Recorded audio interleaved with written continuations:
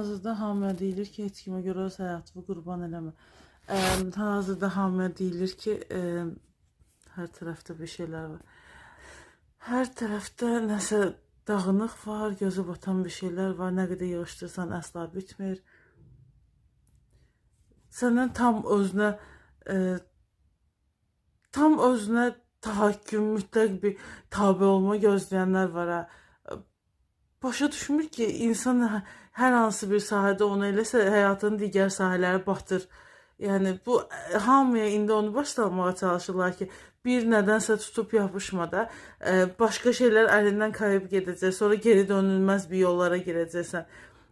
Ən dəyərli hesab olunan hər şeyə, sən yaratdığın bir şeyə də deyirlər ki, ona da çox bağlanma ki, zamanında onu buraxıb başqa bir şeyə yönələ biləsən. Elə bir halın qalsın.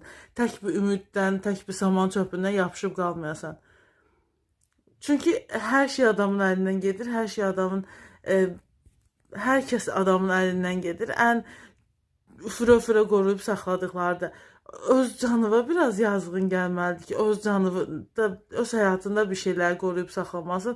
Yatırım olaraq ki, birinci, ikinci, üçüncü variant, hər şey boşu vermək, hər şey nə olursa olsun deyir, o həmişə pozitiv idi, bizə də o enerjini ötürürdü. Oturub problem barədə düşünmür. Zaten həll olmursa niyə düşünüb? O keçən dəfə biz danışdığa 20 dəqiqədən artıq bir şey düşünürsənsə yüklənir qalır. Bəlkə heç o problem anidən buxarlanıb yox olacaq. Kimsə sənin yerinə onu həll eləyəcək. Bəlkə sənin heç əslində problemin yoxdur. Sadəcə həyatında problem yoxdur. Kimsə bu problemsiz həyatı güya ki görür, başlayır sənə süni problemlər yaratmağa.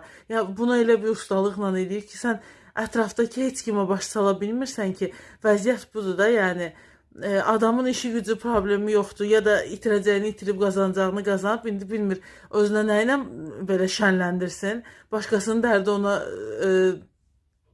olub, oyuncaq olub, nə bilim, var da elə adamlar, başqasının kötü günündən bəslənənlər, o da bəlkə də kənara çıxma deyə, o da bəlkə heç fərqində deyil, ya artıq neynəsin ki, olub da, hə, nə olsun ki? Olub qəbul edeyim mən olduğum kimi. Belə bir düşüncədədir və sən də heç kimə heç sübut edə bilməzsən. Burada əsas mənəm.